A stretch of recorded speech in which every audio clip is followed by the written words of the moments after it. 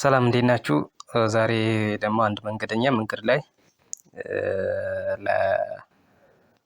ለፍተሻ የሚጠየቁ ጥያቄዎችን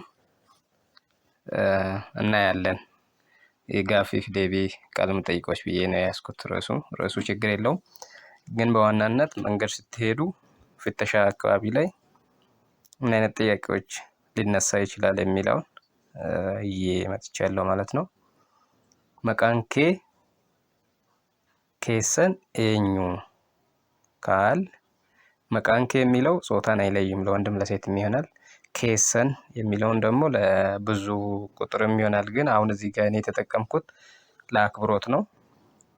ስለዚህ መቃንኬ ኤኙ ካል ስምሽ ማን ነው ማለታችን ነው።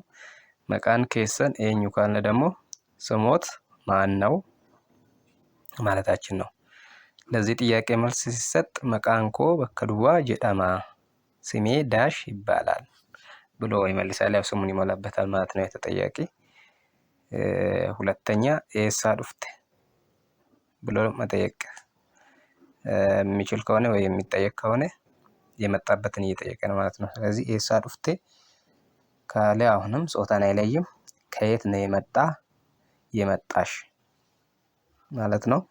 ኤሳ ዱፍተን ካለ ግን ከየት ነው የመጡ የሚለውን የአክብሮት ነው ማለት ነው። አሁንም ብዙ ቁጥርም ያሳያል፣ ግን ኤሳ ዱፍተን ሲል እኛ አሁንም እዚህ የፈለግነው እነዚህን ማሳየቱን ነው።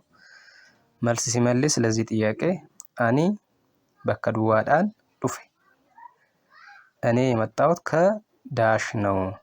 ስለዚህ የመጣበትን ቦታ ሞልቶ ይናገራል ማለት ነው። ለምሳሌ አንድ ሰው ከአዳማ የመጣ ከሆነ አኒ አዳማዳን ዱፌ፣ እኔ የመጣሁት ከአዳማ ነው እዛ ጋር መመለስ ይችላል።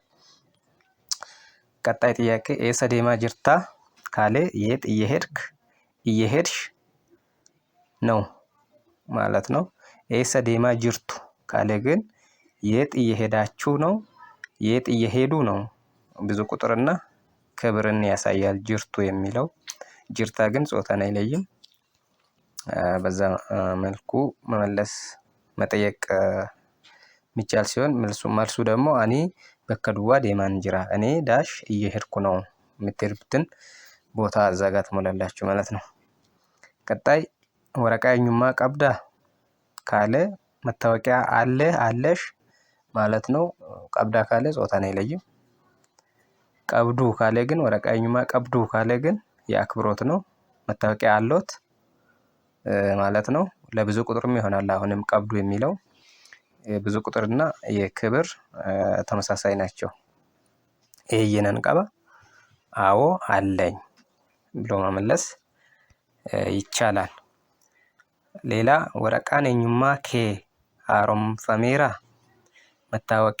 መታወቂያሽ ታድሷል ካሌ ኤዬ ሃሮምፈሜራ፣ አዎ ታድሷል። ወረቃን ኤኙማ ኬሰን ሃሮምፈሜራ ካለ ደግሞ መታወቂያዎት ታድሷል ወይ ለማለት ነው። እሱም መልሱ አዎ ታድሷል ነው።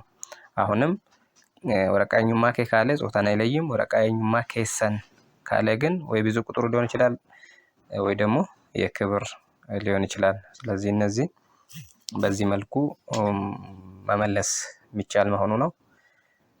ፎሎ፣ ላይክ፣ ሼር ማድረግ አትርሱ። ቀጣይ ደግሞ በሌላ ነገር እንገናኛለን። ስላዳመጣችሁኝ አመሰግናለሁ።